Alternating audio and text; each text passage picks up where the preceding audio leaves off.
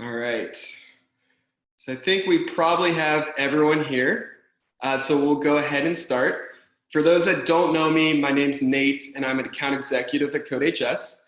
So I work with schools and teachers really all over the world to get them set up on the platform, on CodeHS. I specifically work with a lot of schools in Pennsylvania, North Carolina, and California. So for some of you, this might be a chance to put a face to the name.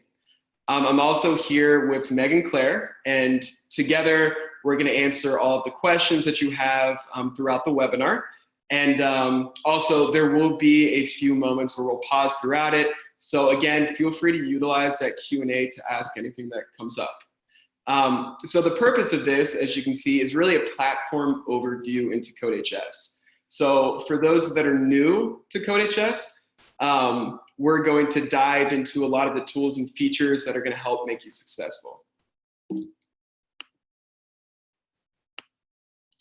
All right, so this is what we'll go over. We're going to review what CodeHS is, and then we're going to take a look at the student side of things and how a course is structured.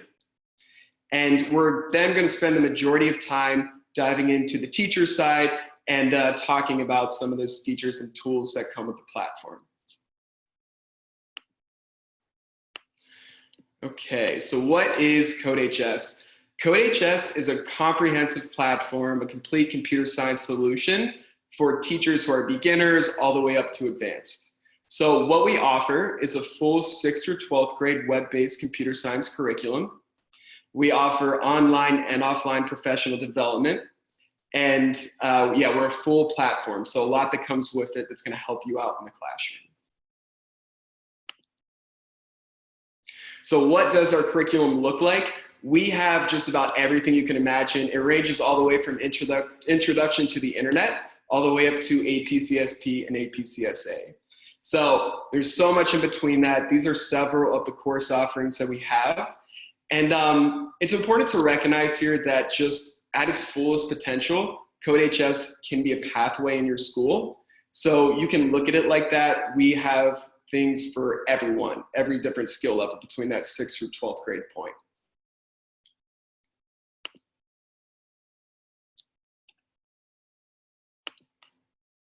Oh, jumped ahead there a bit. All right, so the teacher tools and resources are what we're going to spend a lot of time going through today. Take a minute, glance at these. This is really what's going to be coming with the platform on top of our great curriculum. And what we're really going to focus on is progress tracking, grading, lesson plans, assignments, and then problem guides. So no need to memorize that. We're going to jump into it all, but it's just important to know, what we're going to be redoing. All right, so now we're going to dive into the website, and we'll take a look at that. So this is the student side. So we'll spend a couple minutes just familiarizing ourselves with it for those that don't know much about CodeHS. If you do, then hopefully this is a good review. As you're scrolling down, so this is a complete Intro to Python course. Each one of these is a module, so you can compare it with a unit. When you click under each module, let's do that one right here, it's going to bring up each one of the lessons that are a part of it. So Introduction to Programming of Turtle Graphics, each one of the actual lessons is going to appear here. And then when you click further, it's going to show you the different activities or assignments that come with that. So you see these icons over here, and just to walk through them, there is a video. So each lesson is going to start out with a 5 to 10 minute narrative that's going to go into what each student is going to be learning, how they can actually do it, and why it's important. And that's what this video icon is right here.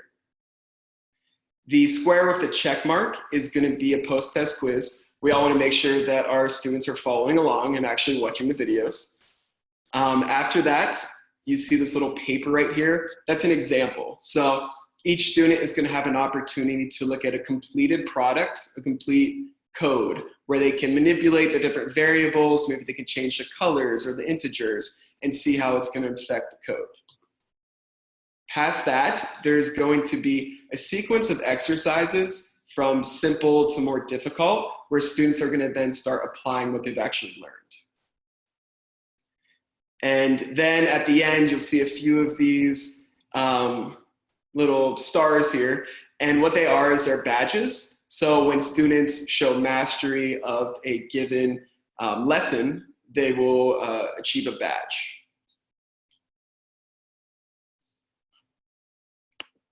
So that's what the student side looks like in the course structure.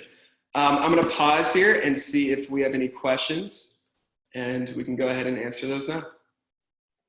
We didn't have anything specific, Nate. Just ask if this was going to be recorded, which it will be recorded. So everyone will get a recording link after the webinar to be able to rewatch it. So we'll share that out shortly after. Okay. All right. Thanks, Claire. Okay. So we'll move on to the teacher side of things. So from this point on, we're going to be looking into what you are actually going to be seeing as you use CodeHS. So this is my demo section here. And this is pretty self-explanatory. It's a roster page. You have your class code up here. So as students create CodeHS accounts, or you're looking for them to join your specific section, this is the class code that they're going to want to enter to join it. And then I have each one of my 8 students down here. So here's a list of their names. Recently, we've added some really cool icons that go around with it. You can also see how much of the course each student has completed. And then walking from here, you have a few administrative features that are just going to make things easier for you. So you can click on here and look at the student view, similar to what we just looked at before this. You can change the password. You can look at the student settings. So that's a way to also modify their courses, which we'll get into here shortly. You can award a badge. And then you can go into practice problems with your students. And you can see how much they've actually completed. Up here, you're able to manage your students' accounts. You're able to see their attendance. And again, it's a way for you to award badges actually for this section with this icon. So moving into our first feature here, this is assignments. It's something relatively new, but it's very, very impactful, because what it's really been doing is giving teachers a chance to customize their courses and just get a greater precision in what they're actually giving to your students, what you're actually having them learn. So we'll walk through how that is actually going to work just with that customization.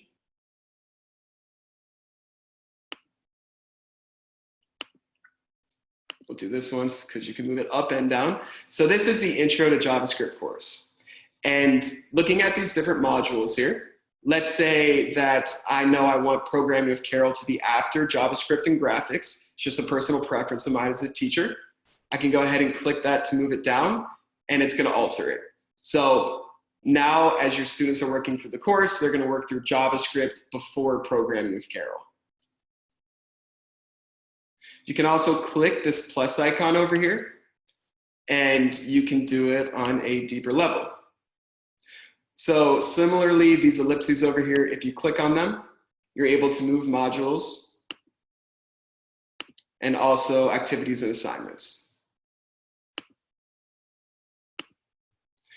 Beyond that, you are able to delete them altogether. So I have a lot of teachers who they have maybe taught the material in a previous semester, and maybe they don't want to include something like JavaScript control structures. They can go ahead and delete it right here. And every single time, because we don't want any mistakes to happen, there will be another prompt that comes up, making sure that you really want to delete this module. And then once I press that, it'll just remove it altogether. So it really allows for a lot of modification to existing courses. And then what's really cool is you can actually add material from other things on CodeHS to the course. So again, everything that you modify with this course is going to show up in your section, and that is what your students are going to see. So you can add modules, you can add supplemental materials here, And then you can actually look in different areas in CodeHS. So you can bring up the course catalog. You can include different modules or assignments from other courses. You can also do the same with playlists and then problem banks as well. So you have a lot of control over what you want your students to work through here. Okay, so I'm going to pause it here. It looks like we might have a couple questions in the chat here. Okay. Yeah, Nate, we just had a question around attendance and how that's taken. Right now it tracks student login times and their most recent activity, but I also can send out a link to everyone to kind of explain that in a little bit more detail. It's a new feature that we just launched. Okay.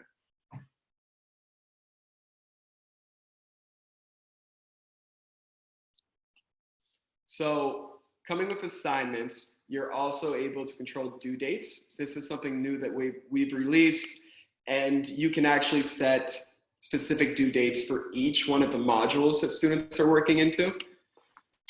And once again, you can break it down into the different lessons and then the different activities. So for teachers that might want to be more proactive with their students, or they want set deadlines that students have to follow, this is a place where they can do that.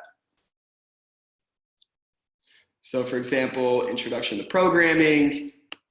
If I want a student to complete it by 4:10, I can do that here. Maybe Carol commands I want by 4:17, and so on from there. Okay.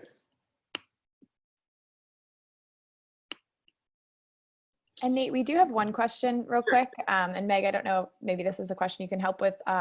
We got a question from Judy that says, for beginner courses, which module order would we suggest? Yeah, I can address that. So okay.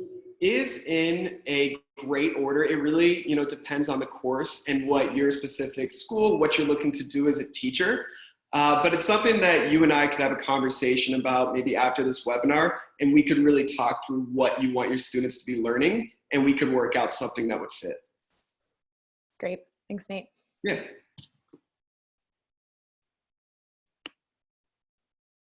Okay, it looks like we have another question here. Do you have any lessons or activities that introduce or enhance HTML or CSS learning? So that is part of our AP CSP course. And we also have a web design class, and both of those touch on HTML and CSS. Meg, I don't know if you want to comment to that anymore or any further. Sorry, I was answering a question in the Q&A. What was that about HTML? So I was just saying that it's something that is included in our AP class and also web design with the HTML or CSS. And I was just seeing if you could think of any other place where that was included, any other course. Oh, I don't think there's another course that's directly into Computing Ideas has some HTML in it. Yeah. Okay. Thanks. Okay. So we'll move on here to the next feature, and that is access controls. And so assignments is something that's really going to modify courses from the root. So it's going to show on your student's side, but if you want to unlock and lock different courses or different modules, assignments, whatever, this would be the place to do that. So just like the other features we looked at, you can break it down into the lessons and then the activities. And from here, this little drop down, we're able to lock the different material.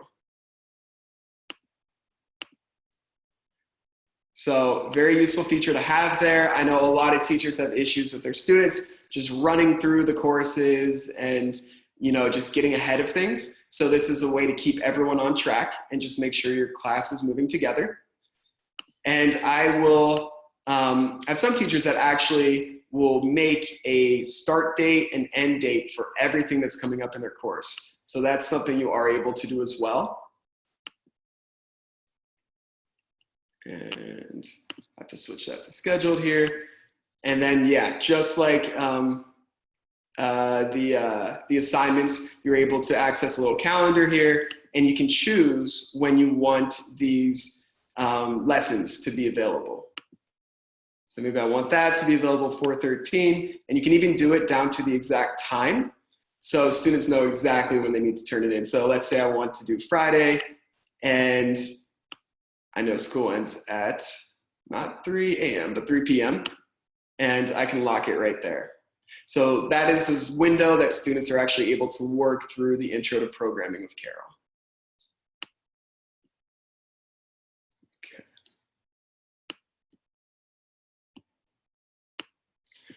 So moving on from there, we'll take a look at the grading, everyone's favorite topic. So this is our grading dashboard, and it's just a really nice place to look at everything your students are submitting and all the questions they're asking. So you see the student help questions here. And on the student side, as they're working through the different activities, they're able to ask you questions through that. So whenever they're asking you a question, it's going to show up right here in this queue. And I'm going to show an example of this real quick. So this is the student side. And what's nice too is you can access this.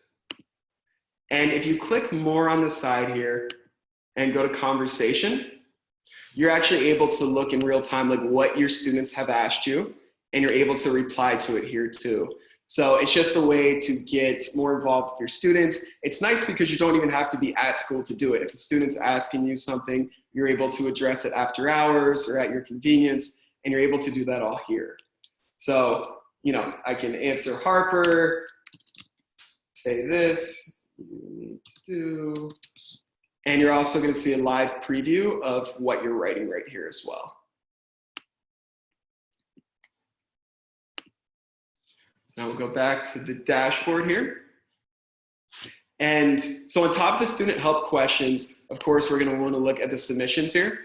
And the submissions is just everything your students are actually submitting to you. So as they're working through the different course material, and they actually submit their work, it's all going to appear in this queue right here. So to act on it quickly, if you know that it's something that's more simple, maybe it's more of on like a pass-fail basis. It's just a very simple exercise. You can give full credit right here, just to move things along a little faster. And then one of the features we have is fast grade. So I love fast grade. It just makes everything so much easier. What it is all those submissions that are appearing in that queue are now showing up here, and you're able to act on them very quickly, and it's going to flip to the next student. So, you know, especially if you have a larger class, or maybe you're managing multiple classes, this is going to just help you save a lot of time and just really have you be able to effectively grade your students' work. So I'll show an example right here. This is what it's going to look like. You will have, so we're looking at Logan here, and this is his code, and this is a solution code. So it's the most effective way to write out that code in a way that it works. So you can compare these two side by side on the same screen, and then I'm able to award it full credit, give it 0. We can also leave partial credit, and then we can leave student feedback down here. So it looks perfect on the screen here. Everything's matching up. So I can say, Logan, great work. And I can award full credit, but just for the purpose of the webinar, I'll show you what else we can do here. This means that it's finalizing the student's work, which means they cannot work on it anymore. It's officially done, or you can send it back to them and tell them that they need work. So I'm going to leave 6 out of 6 here. I'm going to finalize it because Logan did it perfectly. And then it's going to flip right to the next student. So we're looking at Harper. Harper did do a good job, but in the case that he didn't, we could also leave the 3 out of 6 and then put it back to him. So saying that it needs work. On the student side of things, where we looked at that course in the very beginning of the webinar, it's now going to appear to him that he needs to work on it again. So everything's feeding back to the student side of things, where they can see what their teacher has graded it as. Hey, Nate, while you're on the Fast Grade page, we just have a question about, can you run the student code directly from this grading panel? So can you show how you can do that by clicking the play button along the right-hand side, I think? Yeah, yep, it's right Cool. here. Can Awesome. everyone, or Claire, can you see this? Yes, I can see it on your screen. It's wide enough. All right. So if you press the play button here, it's going to bring up a mini window that's actually mimicking what the students are seeing, and you're able to run it right here. Okay. Thanks, Nate. Yeah. All right. So on top of that, you can look at previous grades, and also you can add canned responses here. So just something you can do to make things a little easier. And that is the Fast Grade feature. So after we've graded, we can move on to the gradebook here. So whatever we're grading students at, it's going to feed into the gradebook here. And what it is it's a live representation of what your students are doing. You're even able to weigh the amounts that you want each activity to be. So if you click Edit Settings right here, you can actually change the score that different students can achieve here. And then if I do that and click Done, it's going to make it out of 9 points. And what's great is it's also going to change each one of your students' grade from that point too. And also, you can actually take away activities completely. So going to the edit, if you want to click the X right here, again, we want to make sure that no one's doing it accidentally, so there is another chance. Just make sure you really want it removed. And then if you do, you can click Yes right here, and it's going to be reflected in your gradebook. So this is also color-coded, just like progress tracking is. And I'm going to walk through these here just to make sure that they're clear. So gray means it's been unopened, so your student hasn't touched it. So Harper and Logan here are really dropping the ball. Yellow means that they haven't submitted it yet, so maybe it's been worked on, but they're still trying to figure out the last part of the problem. So that's what yellow is. Green means it's been actually submitted for your review. Pink means it's been reviewed. The maroon or dark red color means it's been submitted after review. So that means that you sent it back for review and that they've once again submitted it to you. And then the dark green means it's been finalized.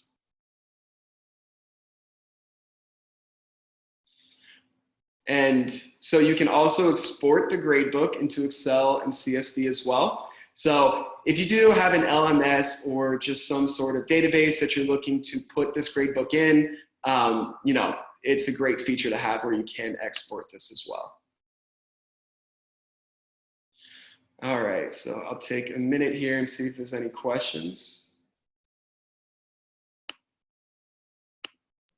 We're just writing a few responses back now, but I'm not sure there's any that we need to speak about live. Okay. And if teachers have any questions, yeah, feel free again to use the Q&A and send us questions and we'll get back to you. Okay, so moving on from that, we also have lesson plans. So these are very detailed instructions and really a reference for teachers to use in the classroom. So we're gonna open one here to take a look at it. And so it's great for new teachers and also experienced teachers. As a new teacher, you're going to have more guidance running through this lesson plan. And as an experienced teacher, it could add to what you're doing. And it's also a great place where you just have everything together and you're able to reference just all throughout the class just to make sure that you have easy access to everything. So looking through it, you have the objective here, so students will be able to. There's the list of the activities. They're hyperlinked, so you can easily get to them. You're also able to print the slides for the video, as well as view them. And then you can print the quiz. It is electronic, of course, but if you prefer to print it out and actually give it to your students as a handout, you're able to do that. We have the solution references or the answer keys. And we also have problem guides. So I'm going to deviate from this page for a second to bring up an example of one. So these are really great because problem guides are something that's going to go into the specific lesson that you're teaching, and it's going to help you identify issues or pitfalls that students might run into and how you can address them. So this is a solution, and then scrolling down, you see common questions. So these are things that your student might ask you, and we actually give you, a sample answer or some form of it that you're able to answer your students with.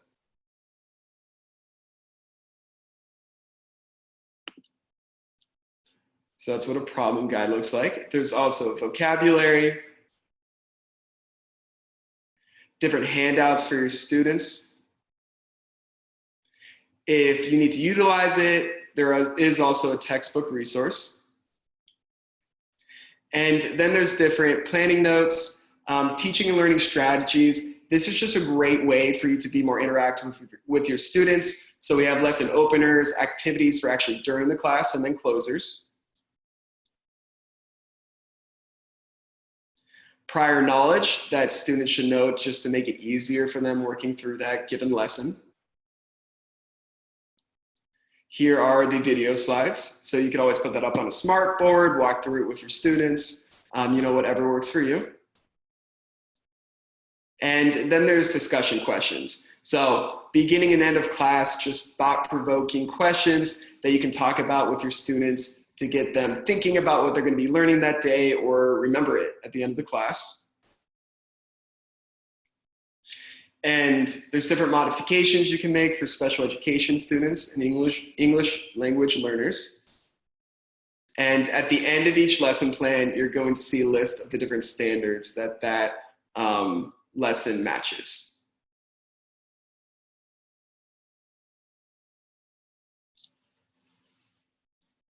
Scroll through that there. Okay, so that about wraps up the demo part of the webinar. We'll go ahead and answer any questions right now.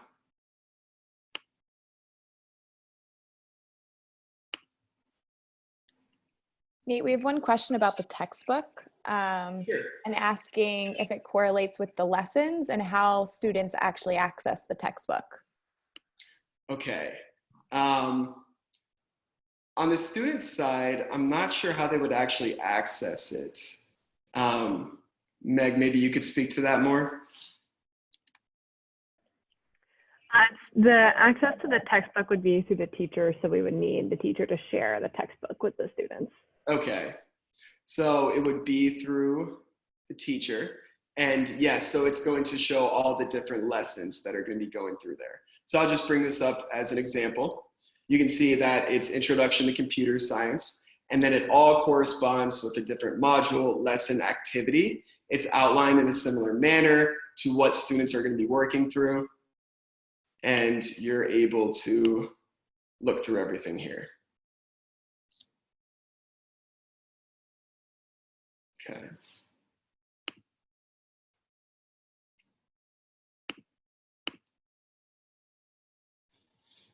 Okay.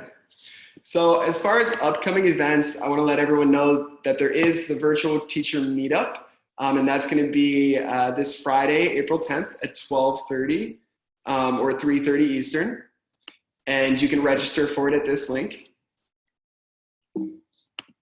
And I wanted to thank everyone for taking time after their afternoon to join this webinar. If you do have any questions, feel free to reach out at hello@codehs.com. I also want to remind everyone if they haven't seen it. So just given the situation with COVID and that a lot of schools are going to online remote teaching, we are offering the Pro Plan until June 30th, just to help out there. So if you have any questions about getting set up on that as well, feel free to reach out again to hello@codehs.com, and we'll make sure to set you up.